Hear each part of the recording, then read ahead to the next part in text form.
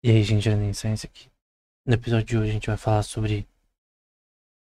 Seria uma continuação do tema anterior.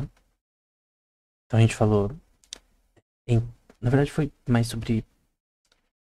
Tendo em vista o filme do Oppenheimer, que eu já assisti. E que eu fiz 3 episódios, foram os anteriores. Dois sobre. Não, os 3 foram sobre os artigos de Oppenheimer. Um deles, especificamente, um paper do Oppenheimer, sobre relação com Einstein e tal. E eu fiz antes de ver o filme, né? Uma coisa que foi interessante, porque vários pontos do filme eu vi que tinham a ver com alguns artigos que Oppenheimer escreveu. Mas aqui, a gente vai sair dessa parte e pra parte continue, a próxima parte, né? Historicamente, que é a criação da bomba de hidrogênio. Então, se a guerra, se você viu os outros episódios, da criação da bomba, a bomba A, né? Que era por fissão nuclear. A bomba de hidrogênio é fusão. Então, essas duas palavrinhas-chave são importantes, né? A bomba A, que é a mais fraca, fissão nuclear, e a bomba de hidrogênio ela é uma fusão. É diferente a parte química, né? Então, posteriormente, depois dessa batalha, né? Dessa corrida de dois físicos, né, Oppenheimer e Heisenberg, também os japoneses tentaram fazer uma coisa, mas não conseguiram, mas teve um japonês específico que sugeriu já a bomba de hidrogênio também num tempo específico. Então, eram 3 ali, né? Tinha tanto os Estados Unidos, a Alemanha e, em parte, bem pequena, o Japão, mas o foco ali era Estados Unidos e Alemanha. Os Estados Unidos ganhou, né? A corrida. Só que outra corrida começou depois do término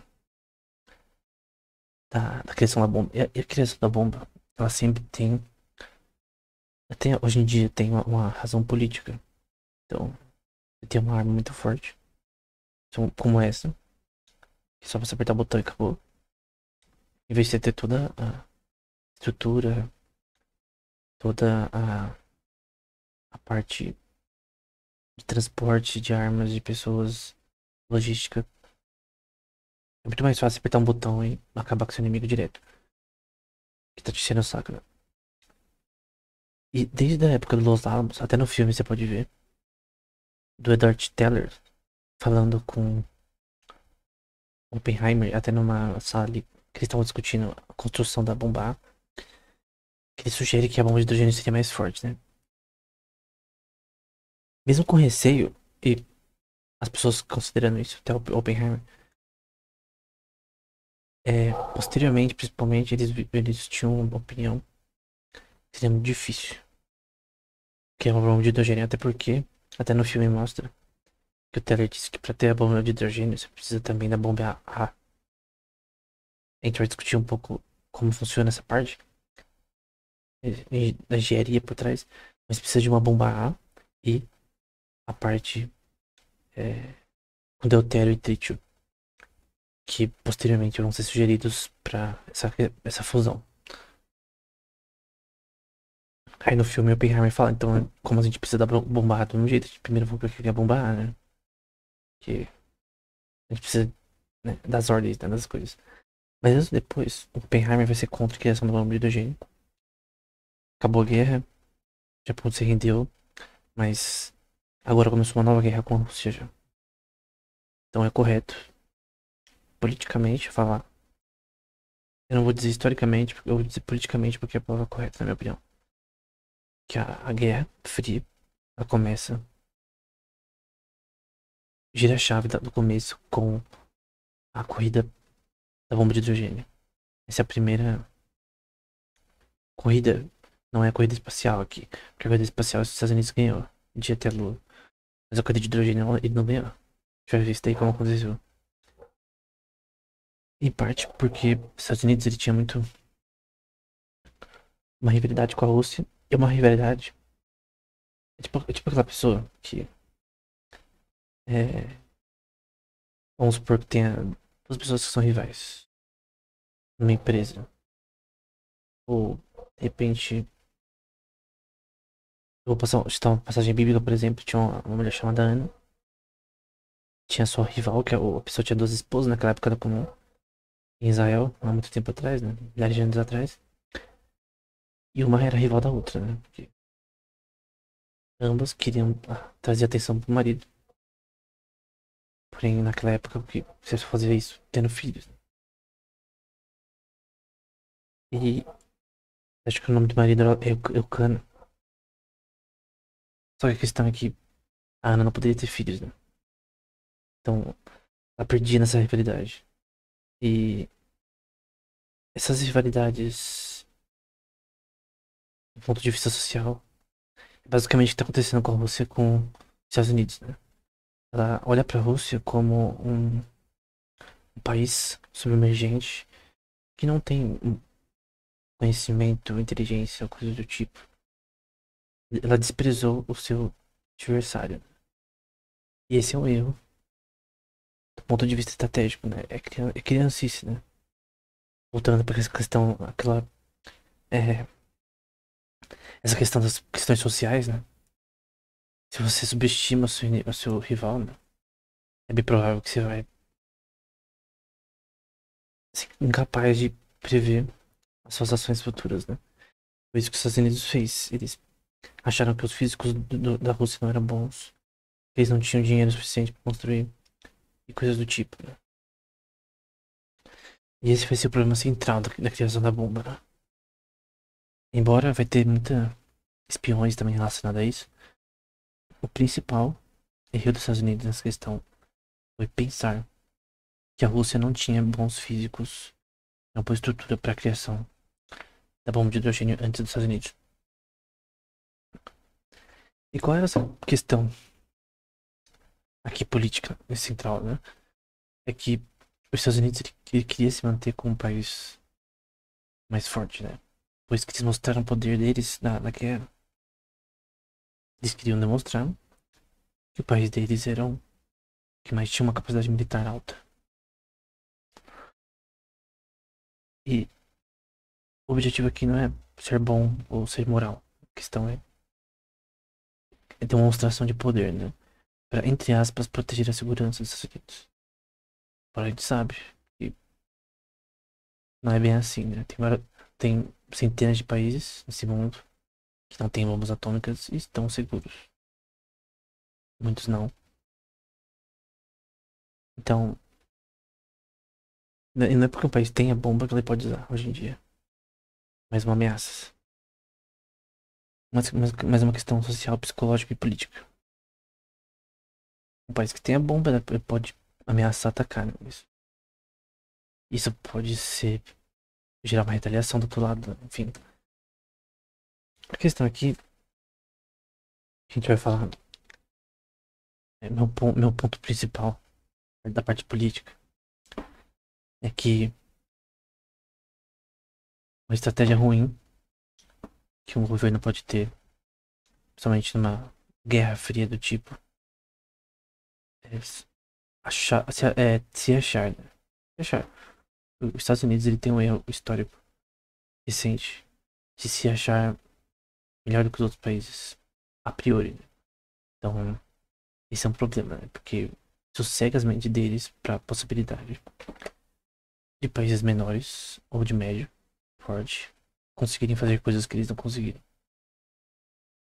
Enfim, e aí eles tentaram achar culpados pra isso, né? Então, se os russos conseguiram construir a bomba atômica antes, a bomba de hidrogênio, então tem alguma. Alguém ajudou, né? Alguém dos Estados Unidos ajudou, porque eles não poderiam criar sozinhos.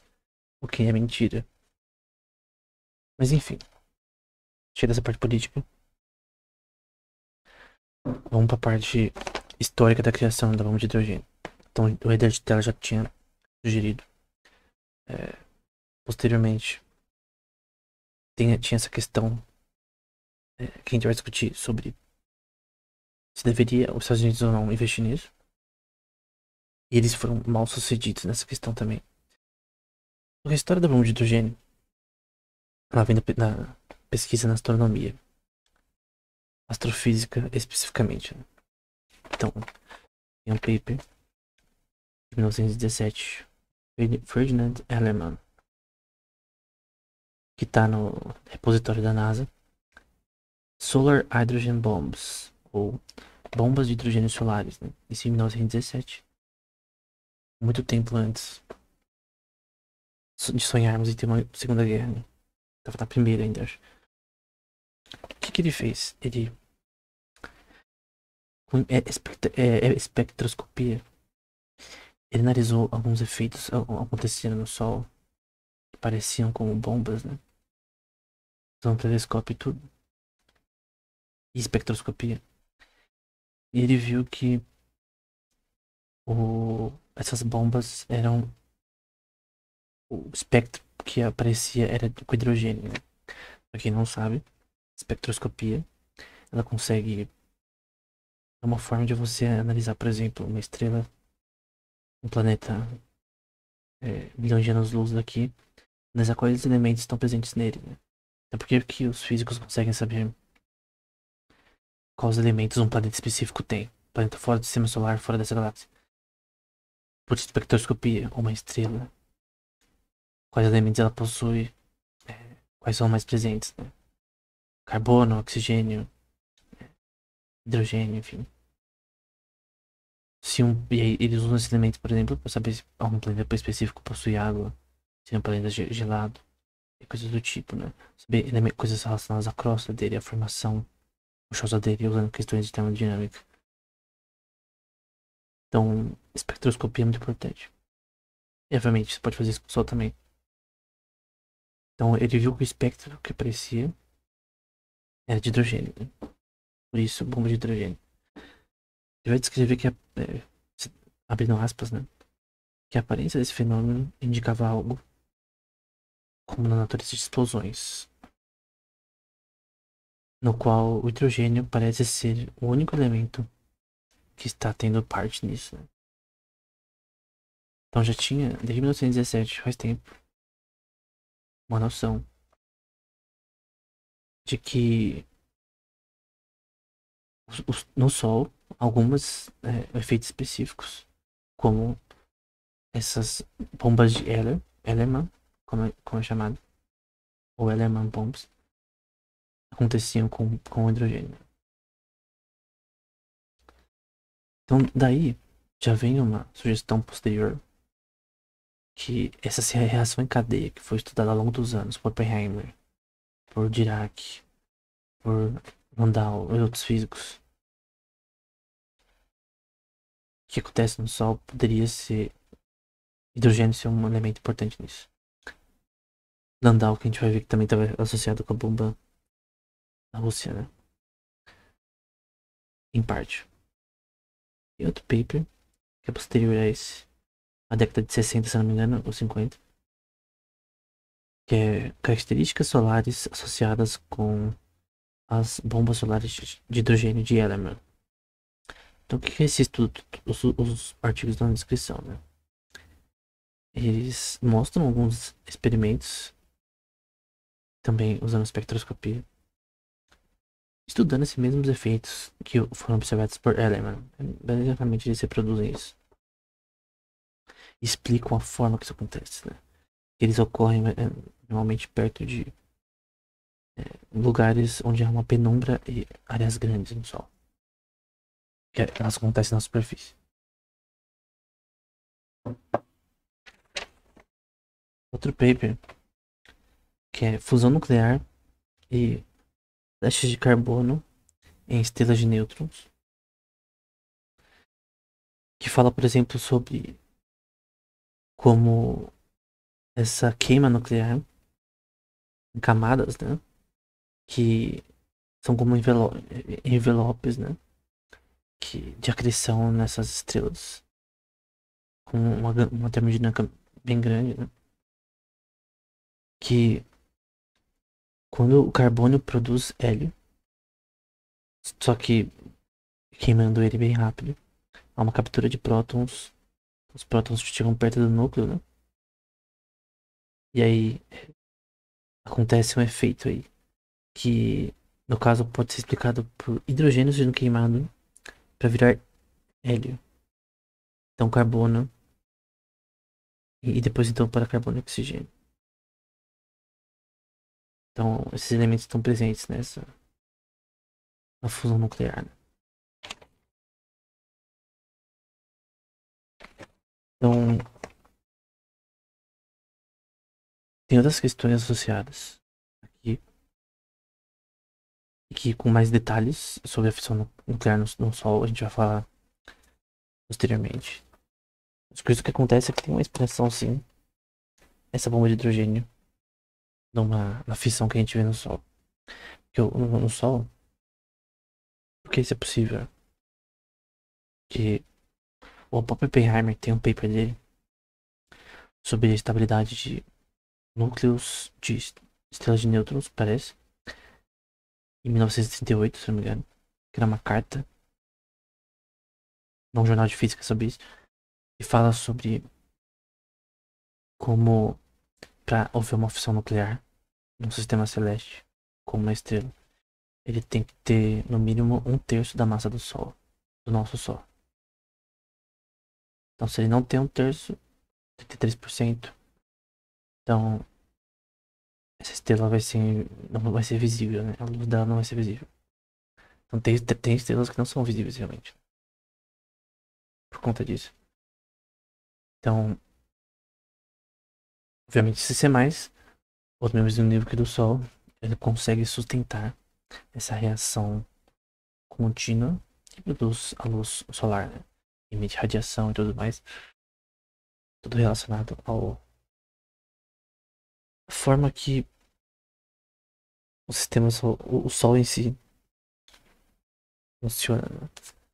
Então, algumas partes a gente vai citar coisas relacionadas a isso, mas é bom que a gente possa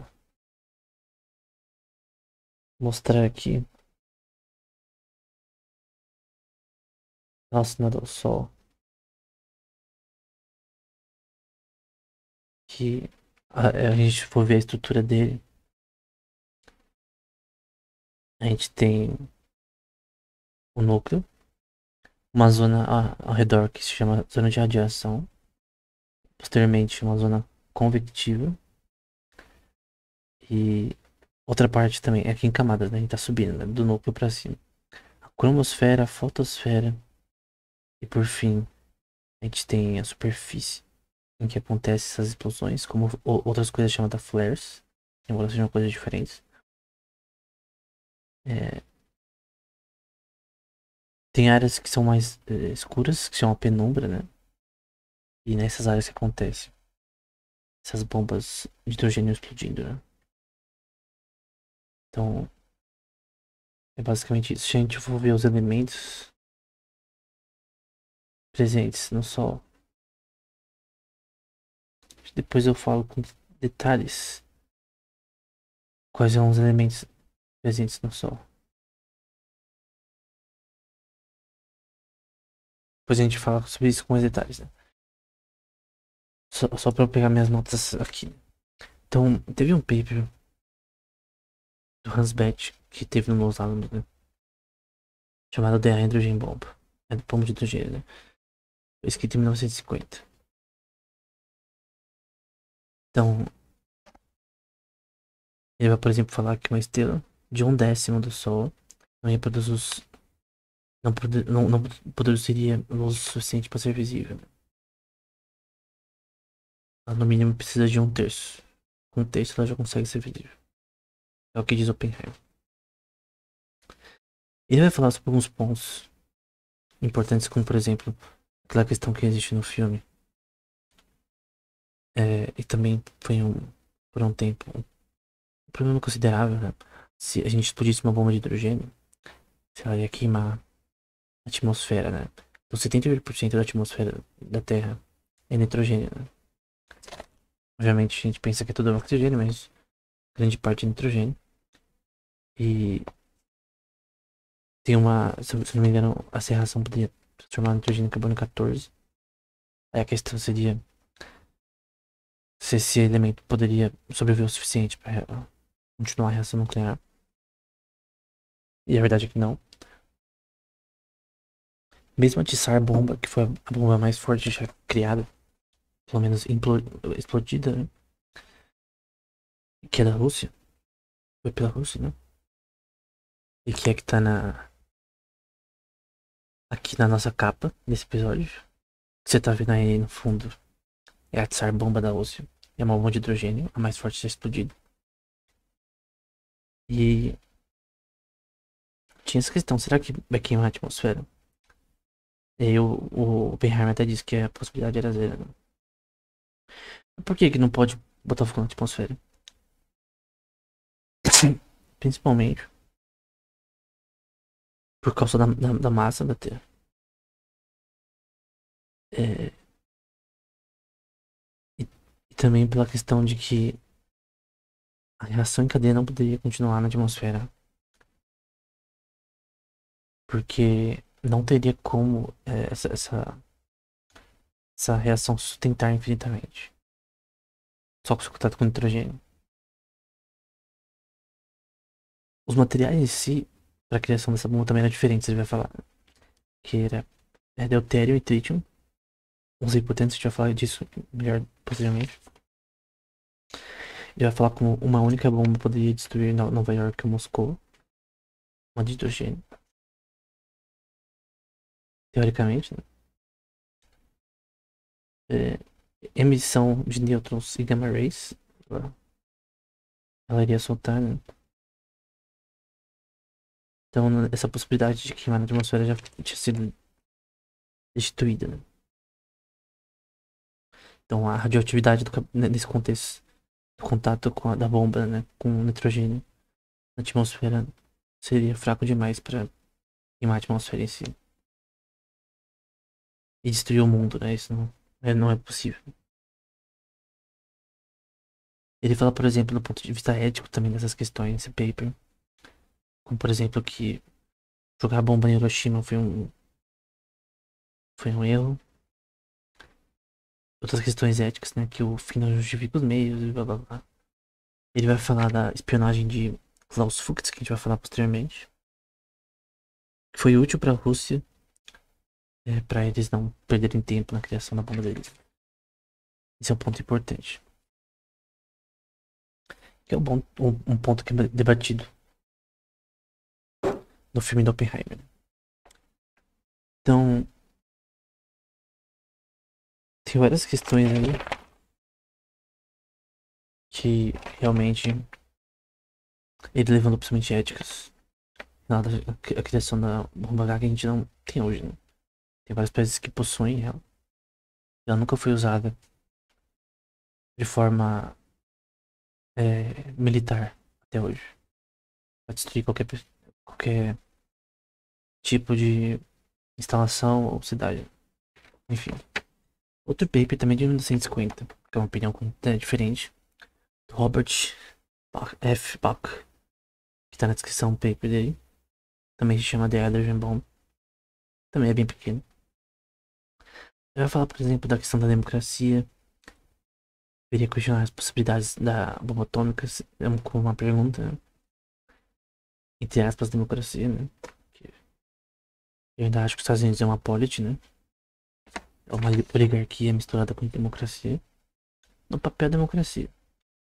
Acho que o Brasil é mais ainda polity do que os Estados Unidos, né? Ele vai falar sobre a perda da fé naquela época na Liga das Nações para lidar com esse problema. Enfim. Ele vai falar de dificuldade em conseguir materiais, a criação da bomba de hidrogênio, a necessidade de vários isótopos de hidrogênio, no caso, deutério e trítio.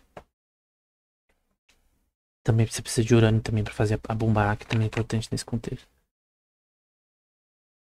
E também vai falar dessa questão da explosão. Não seria. Não iria explodir a atmosfera, né?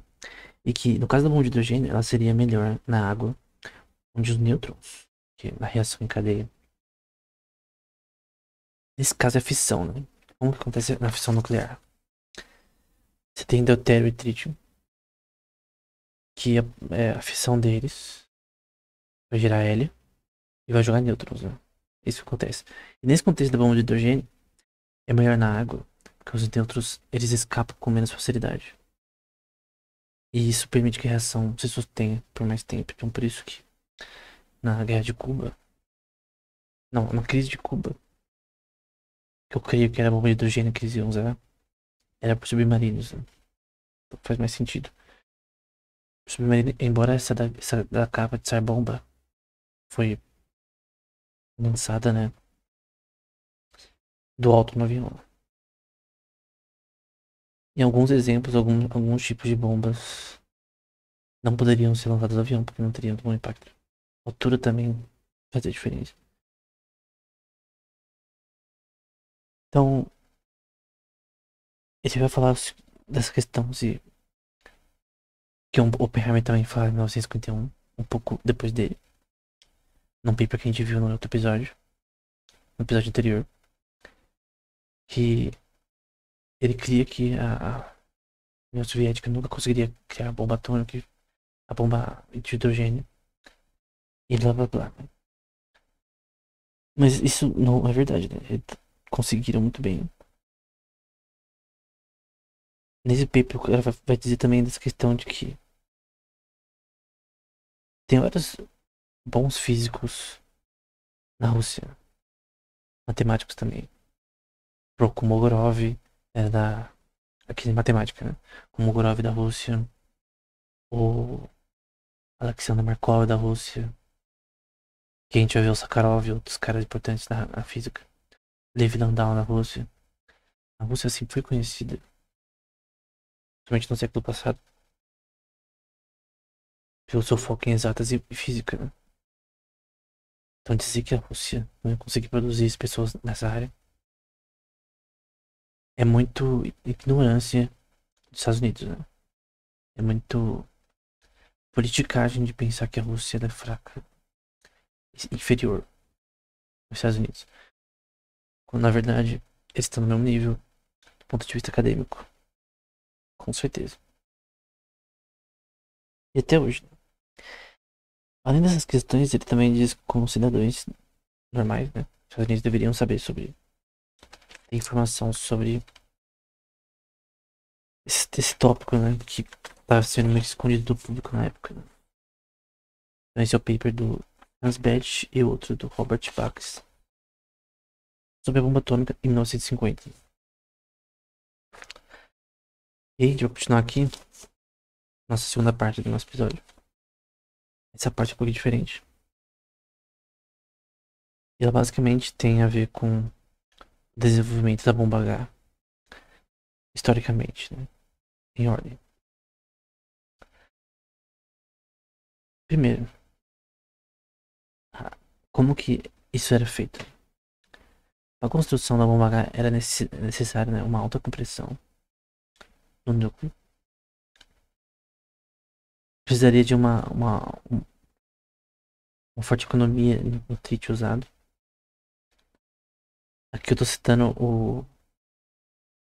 um paper que originalmente parece ser relacionado ao Ulam e ao Teller, que é o design Teller Ulam, que a gente vai falar. Que é um design que foi sugerido num paper que tá na descrição, mas é um paper que tá online, mas as equações não mostram, né? E parece que era um paper confidencial na época, né? Era até no próprio. No começo do paper fala que aquele documento não deveria ser tirado dali. Poucas pessoas tinham acesso, porque falava sobre a bomba de hidrogênio, né? Em 1950, por exemplo, você não queria que esse documento fosse fotografado nem nada pra informação nem pra outros lugares, né? E parece que o Klaus Fuchs, que tá no filme, que é da inteligência. Inteligência não, da parte da física alemã. Alemã não. No grupo britânico de física. Tava trabalhando há alguns anos. Ele pegou informações desse design do Teller, do Ulam, e passou para a União Soviética. Só que o problema é que esse paper ele tá incompleto, né? Eu não achei a versão completa dele online. Porque o documento que tá Ele tá em branco algumas partes. De forma proposital, né? Eu não sei se já foi liberado esse documento. Ou se até hoje não foi liberado. Porque tem detalhes ali como criar a fonte do gênio, né? Mas ele fala dessas questões, né? Aí tem um outro paper do Hans Bethe posterior sobre a história da bomba atômica. Ele tenta, na verdade, escrever isso, ele vai falar, né? Pra corrigir uns erros sobre a história da bomba atômica, né? Ele vai falar do método de implosão sugerido pelo Niemeyer no começo aí do processo aí do projeto Los Alamos sobre a espionagem do Klaus Fuchs, da boa relação do Teller e do Oppenheimer, que depois não ficou tão boa. O projeto Los Alamos ficar menos ativo do que antes no pós-guerra, que ao contrário da Rússia, estava investindo todo seus recursos com a aprovação do ditador famoso de lá para criação de projetos para bomba H, né? Ele vai falar que a bomba H foi sugerida pelo Teller em 1942, começo do projeto Los Alamos, que tinha um documento extenso sobre todas as questões relacionadas ao projeto Los Alamos, né? Esse documento eu não sei qual é. Ele não diz qual documento é, parece. Mas pode ser o que tá na descrição, que tinha o design do Teller Ulam sobre a bomba H. Ele vai falar do quanto é necessário um esforço científico para fazer essa primeira divisão. Ele fala sobre uma questão interessante, que o Stanislaw Ulam, para quem não conhece ele, veja o filme As Aventuras de um Matemático, que é literalmente o filme do Oppenheimer, só que com outra pessoa, do ponto de vista do Stanislaw Ulam, que é um matemático muito importante. Somente pela criação do algoritmo de Monte Carlo. Depois, junto com Metrópolis, né? Nicolas Metrópolis também estava no projeto. E que criaram um algoritmo que até hoje é usado para tanto inteligência artificial quanto para simulação de bombas nucleares em computadores, né? Tem um paper deles que faz exatamente isso. No projeto Los Alamos pós-guerra, simular a reação nuclear do ponto de vista estatístico, que é muito importante, né? Então, esse algoritmo de Monte Carlo é muito importante. E foi, na verdade, a ideia dele, né, foi relacionada a tentar simular jogos de carta, né, para ver a probabilidade de vitória de determinadas ações. Mas enfim. E eu também fiz cálculos relacionados à necessidade de trítio na bomba atômica e da possibilidade da bomba atômica H funcionar, da bomba H. E eram bem pessimistas, né? Tanto que o Edward Teller, ele é mais... Assim, o designer que é chamado de Teller Ulam, da bomba de hidrogênio, que foi um design essencial para o desenvolvimento dela, tem mais crédito pro Teller do que pro Ulam, né? Porque o Ulam não tá nem acreditando que isso tá certo, né? Enfim. Não sei se ele não queria também ter relação com essas coisas, enfim. E simulações desses sistemas, né, foram feitos no ENIAC. Eu creio que esse algoritmo de Monte Carlo foi rodado no ENIAC, no UNIVAC e no MENIAC, nos primeiros computadores, né. Teve um dedo aí do von Neumann também nisso. Também participou do projeto Los Alamos. Enfim. Basicamente isso, né. Ele fala sobre a traição de fluxo de novo, né. No final também ele fala um argumento do Lewis Strauss que aparece no filme, que é o Robert Downey Jr., né? Relacionado a isso, enfim. Esse é outro arquivo do Hansdet, né? Qual é o próximo? Aqui a gente já vai para as questões mais específicas sobre a Rússia tentando construir sua bomba de hidrogênio, né?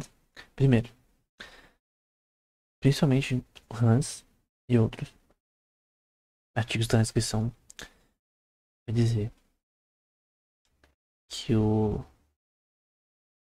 que a bomba de hidrogênio parte do design do Teller Ulam foi enviado pelo Klaus Fuchs para a inteligência russa, né? E a partir daquilo eles construíram a bomba deles, né? Isso em parte pode ser verdade. O Klaus Fuchs sabia dos detalhes ali. Mas é difícil saber a extensão de quanto ele contou.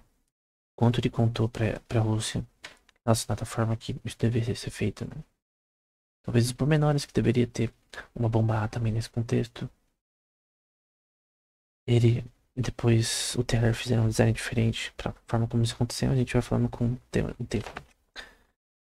Tem um paper que se chama A História da Criação da Bomba Soviética, do G.A. Goncharov. Então eu vai falar de algumas questões importantes, né? Como a questão de relacionada ao deutério, né?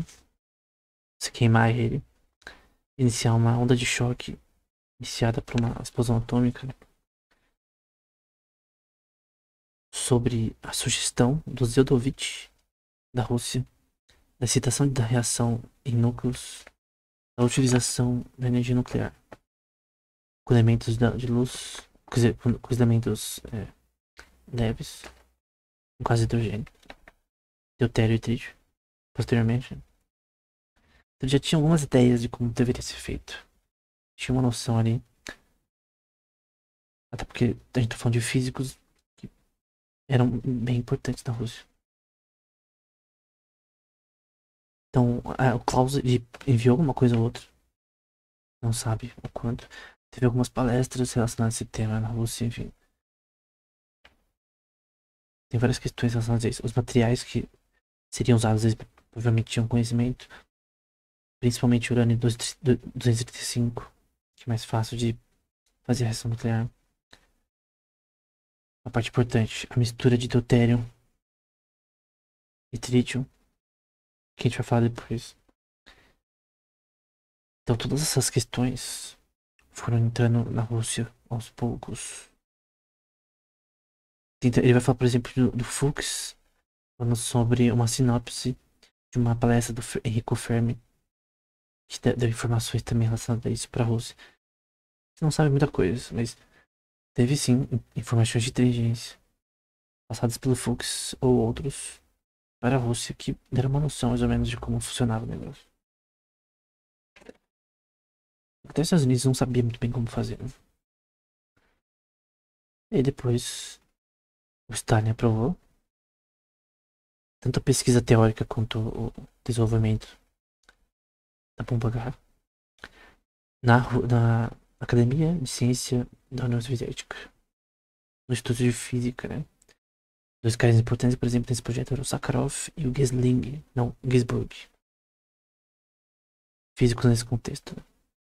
De um grupo teorético de titânio. Daí veio a bomba chamada Sloika, chamada de Layer Cake, em parte pelo Sakharov, que usavam lítio 6 deuteride, né? Não sei como é em português. Que é uma sugestão que a gente vai falar porque ele existiu. Não sei se foi deles propriamente, somente. Porque o Fuchs dava muita informação sobre isso. Mas essencialmente usa a fissão nuclear com deutério e trítio, né? Essa questão. Então eles sabiam mais ou menos a configuração do Teller, mas especificamente Sakharov, meio que deu uma repaginada, uma melhorada na forma que isso seria usado. Então tem essa questão, né? Quanto foi inteligência passada por Rússia e quanto que foi deles próprios? Eu acredito que grande parte foi deles próprios. Bom, porque senão os Estados Unidos fariam uma bomba tão boa mais rápido. Não tem como você colar na prova e ter um resultado melhor do que o cara que você colou. Embora seja aconteceu. Mas normalmente você cola, você tem o mesmo resultado, né? Então, os Estados Unidos deveria, a Rússia deveria ter o mesmo resultado que os Estados Unidos, mas não foi isso que aconteceu. Então a reação em si, nuclear, né? Quer dizer, a fissão. A fusão, na verdade. É, era lítio deuteride, que formava trítio e hélio. Essa é a reação principal, né? Então a reação produz trítio, que se funde com deutério dentro do lítio deuteride. Ou seja, a tradução é deutério de lítio, enfim. Então o design deutério funciona mais ou menos assim, né? Tipo, imagina um cilindro, né? Que tem urânio 238 nele. Essa parede de cilindros, elas refletem e produzem nêutrons, né? Então, quando a explosão aconteceu, os nêutrons foram destruindo o urânio, que vai quebrando em bário, cripton, sendo dividido. Você quer que esses nêutrons não escapem totalmente. Então, esse refletor faz que os nêutrons batam e voltem para o centro desse sistema para ele continuar se batendo com os elementos. Continua a reação por mais tempo. A estrutura toda é coberta por uma coisa chamada estiforo. Talvez não tenha escrito correto.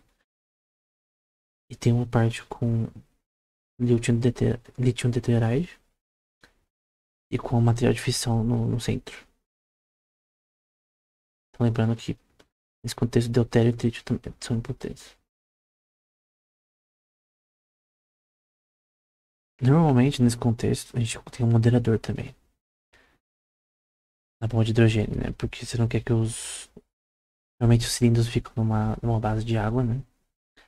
Que não permite que os elétrons, quer dizer, que os nêutrons escapem muito, né? Então na água é mais fácil deles terem uma reação mais controlada, né? Mais lenta. Não pode ser muito rápido. A forma que eles se propagam.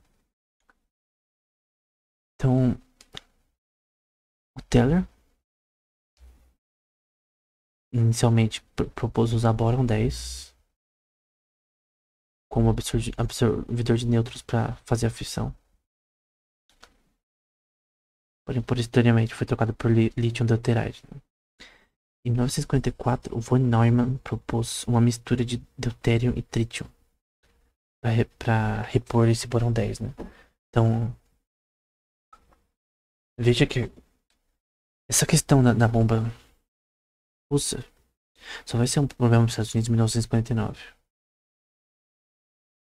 Você já vê que antes da bomba A ser explodida no Japão, um ano antes, o von Neumann já tinha sugerido uma mistura de deutério e trítio nesse contexto. Então já estava tendo um desenvolvimento aí. O Neumann, que é um cara muito importante na matemática e na física quântica também. E eu achei legal dele ter sugerido isso, porque o cara é um rato até na física, na química, né? O cara é extremamente inteligente, né? Então tem a questão da espionagem do Fuchs, né? Dando informações primeiro sobre a bomba através da implosão, só que com plutônio. E ele deu essa informação pro Lavrenti Brin. E depois um cara chamado Frankel enviou um memorando para Igor Kurchatov relacionado a essa questão também, que era um líder aí, né? Também, em parte. do projeto russo, né? Num lugar que foi chamado Arzamus 16. E 10 cidades secretas foram é, criadas pra isso, né? Que nem aparecia no mapa. Então era como se fosse Los Alamos, né? Só que pelo lugar chamado Arzamos 16, eles deram o nome de Los Arzamos. Conveniente, né? Então eles criaram o próprio Los Alamos deles, o Los Arzamos. Com o líder do Andrei Sakharov, que eu citei antes, que foi um dos principais desenvolvimento do design do Teller e do Ulan para deixar melhor. Então ele já meio que sabia, parece, ou descobriu sozinho. É que, tipo, como é muita coisa de espionagem nesse contexto, é muito difícil saber o que eles sabiam e o que eles não sabiam. O que foi dado pelo Klaus, Fuchs e outros de espionagem. Que a gente sabe que o centro da. O que passava essas informações é a parte britânica, né? Por algum motivo. Então a gente sabe que em parte eles eram muitas informações, mas a gente não sabe o quanto. Então, eles descobriram que tinham que usar lítio e deutério e a gente não sabe se quem foi a culpa disso. Né? Ele descobriu sozinho não. Muitas das coisas sobre a bomba de hidrogênio a gente não sabe quem se descobriu sozinho, os russos, ou com ajuda. Então, em 1956, o Fuchs e o von Neumann, veja que o Klaus Fuchs está aqui dentro, proporam usar o segundo núcleo, a bomba H, com deutério e trítio líquido. Depois vai ser sugerido o lítio 6 deturado pelo Teller, parece. Então, a mistura de trítio e deutério foi primeiro sugerida.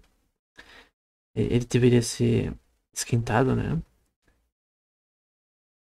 E processado para fazer ignição com uma bomba A. Então essa ideia ainda estava em mente, né? Você tinha que ter uma bomba A também para explodir esse negócio. E eles sugeriram a configuração de alarme clock, relógio alarme, que é, imagina uma bola, tem vários explosivos ao redor, camadas de urânio, também tem camadas de deutério e deutério ao redor, né? Então as camadas de urânio não é totalmente só como uma cebola. Pensa em camadas que tem uma parte de urânio, uma parte de deutério, depois uma parte de urânio, uma parte de deutério. Várias camadas e o núcleo com a bomba A no centro. Esse foi o desenho inicial, né? 1946. Um ano depois o Teller propôs, né? O que foi usado na bomba russa, que é o lítio 6 deuteride. Aí a questão é, essa informação do lítio 6 deuteride foi com certeza a parte do alarme clock foi como o Fuchs também estava junto com o von Neumann, foi sugerido também. Provavelmente ele mandou essa informação para a Rússia. Essa parte do Teller não sei. Eu sei que o Julian, primeiro teste russo Cazaquistão, 1959. Teve mais um, tem Joy 2, 3, 4. Foi explodido em 1959. Os russos explodiram a sua primeira bomba nuclear. Não sei a extensão dela, mas foi tanta que parece que o presidente dos Estados Unidos, que é o Truman, que aparece no filme do Oppenheimer, e que até mandou o Oppenheimer fora da sala, isso aconteceu, parece de verdade. Parecia que os russos tinham uma bomba melhor do que os Estados Unidos, ou que estavam perto de fazer uma bomba nos Estados Unidos. Então os Estados Unidos estavam com medo, né? É que tem o medo dos Estados Unidos da China. Os Estados Unidos ele é muito aquela criança pirracenta que quer sempre ser melhor, tipo o Kiko. Os Estados Unidos é o Kiko. O Kiko sempre quer ter os melhores brinquedos, e se o Chaves tem um brinquedo melhor, já começa a criticar o Chaves, já começa a pegar os brinquedos dele, não deixa brincar. Os Estados Unidos é o Kiko. E todos os outros países são o Chaves, essa é a verdade. Ou as outras crianças. Porque parece que a China tem virado um nhonho recentemente, né? Enfim. Então tem essa questão, né? Que foi um medo. Até pro capitalismo também. Era uma defesa política de um sistema aprovado pelo Ocidente. Grande parte do Ocidente, grande parte do mundo, essa é a verdade. O mundo só funciona hoje por causa do capitalismo. Porém, o contrário deles tinha armas tão letais contra eles. Então a questão é: e se a Rússia tacar uma bomba nos Estados Unidos? Como que a gente vai fazer? A gente tem como contra-atacar? É verdade que tinha, mas eles são com medo, porque eles tinham tantas bombas do tipo A que eles poderiam fazer muito mais estrago do ponto de vista geográfico do que a Rússia, né? Tem até um artigo dos que eu citei que fala isso. Então, o medo dos Estados Unidos era um medo político. Era uma pressão política de falta de segurança, né? E aquela contínua mentalidade de Kiko, né? Querer ser melhor do que outros países, né? O design subsequente da bomba H, né? É um pouquinho diferente, um pouquinho mais complexo, né? Ele tinha duas partes, né? Uma parte tinha tipo uma bola que tinha no centro o, um gás, que era trítio em formato de gás. A próxima camada tinha é, urânio. Depois tinha um vácuo, né? Tipo um ar. Camada de ar ali. Outra camada, né? Tinha também plutônio nesse contexto. Tinha explosivos ao redor, enfim. Lentes explosivas, no caso, né? Outra parte, a secundária, tinha também uma camada com urânio, 238. Lítio 6 deuteride. Plutônio. E tudo isso dentro de uma caixa reflexiva, né? Para que os nêutrons eles reflitam, reflitam nela e se bombardeiem. Continue a reação em cadeia. Em 1958, em outubro de 1958, o Andrei Sakharov criou o design da Sloika, que era similar ao Teleurno. Eu creio que é similar ao que eu descrevi agora, com essa parte primária e secundária. A gente não sabe quanto, qual a extensão teve Intel, informação, né, passada para ele por espiões, até porque isso foi um ano depois de toda a configuração ter sido sugerida pelo Teller, pelo Fuchs, pelo von Neumann. Então é possível, eu estou sugerindo aqui, especulação, que parte desse empreendimento foi feito com inteligência envolvida. Porém, melhorou o negócio. Porque em 1953 teve a Joy 4, que foi uma bomba de hidrogênio. 200 a 400 quilotons explodida ali numa região na Rússia, né?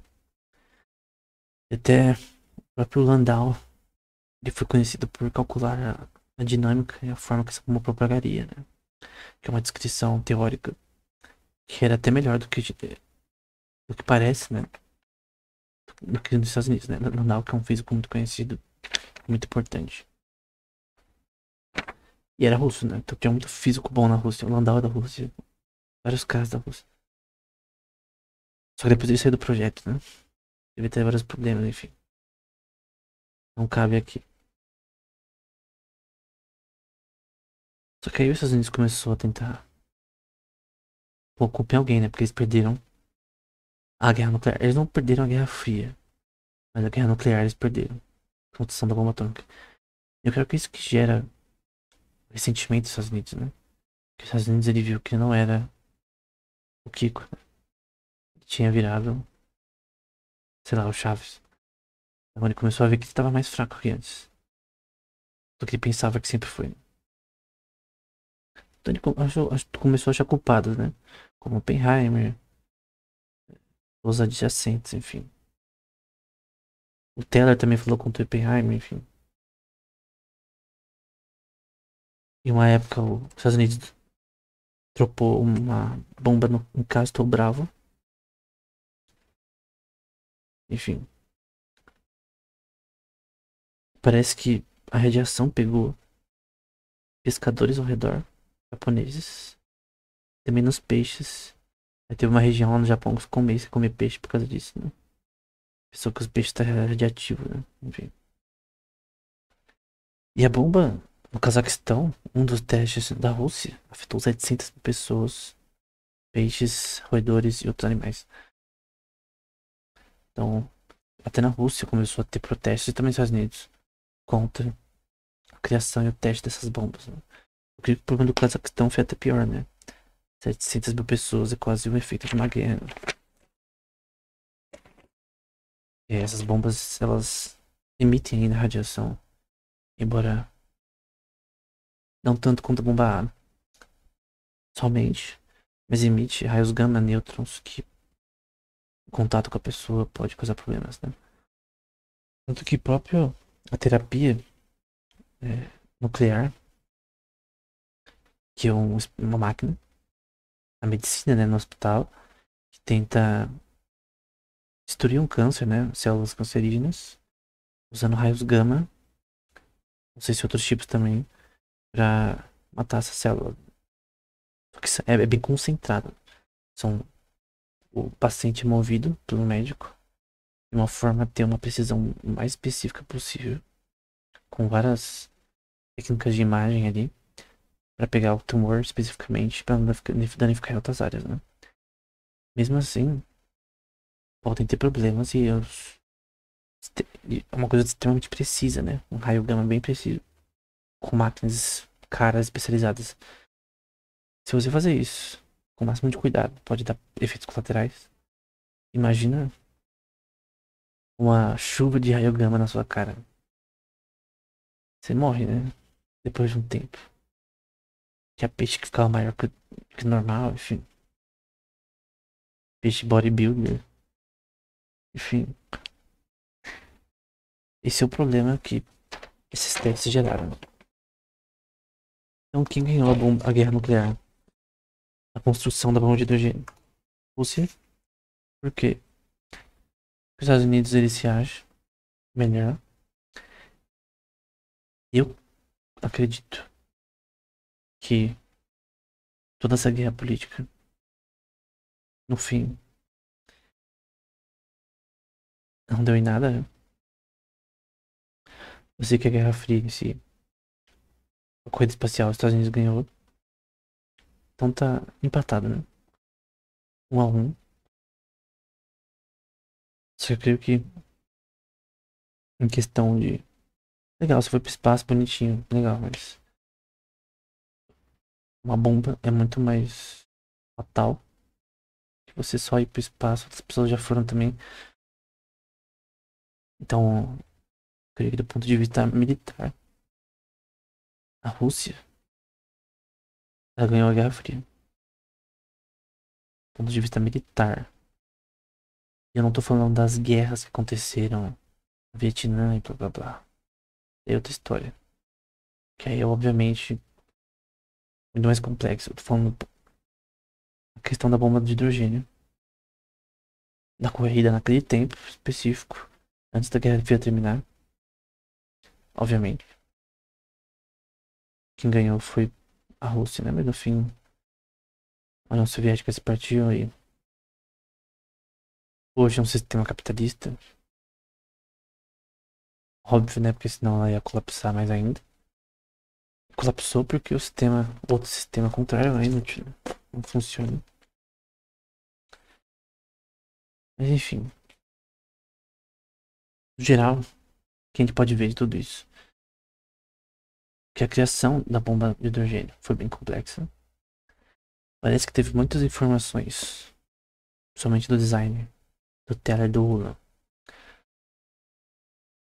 das adições do Fuchs e do Von Neumann.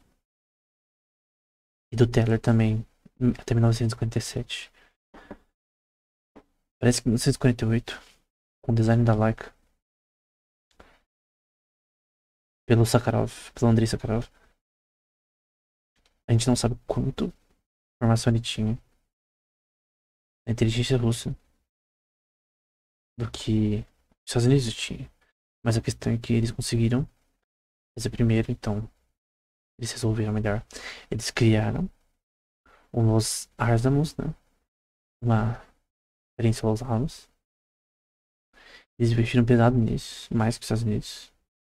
Por isso que eles conseguiram primeiro também, né? Então o erro estratégico dos Estados Unidos foi que, em vez de tentar resolver os problemas internos por essa questão, foi simplesmente perder a confiança dos físicos da época sobre a possibilidade do porquê criar uma bomba de hidrogênio, né? Talvez muitos dos físicos importantes na teoria nuclear, na física quântica também na época, não concordaram com as ações dos Estados Unidos no uso dessas bombas, né? Então não queria ter mais relação, né? Se Oppenheimer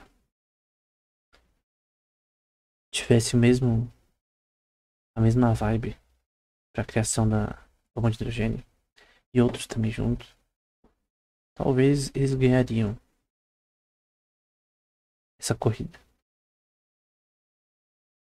Mas parece que os líderes que tomaram posteriormente não foram tão bons. Por isso, eles perderam a guerra na criação da bomba de hidrogênio. É isso. Então, eu não creio que é possível dar um ultimato em todos os pontos de vista históricos nessa questão. Se a bomba tem um funcionamento diferente, não é uma fissão, é uma fusão usando deutério e trítio. Ambos que são elementos que são isótopos de hidrogênio, né?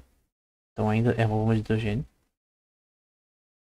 Só tem aí mais átomos, né, na configuração de cada um.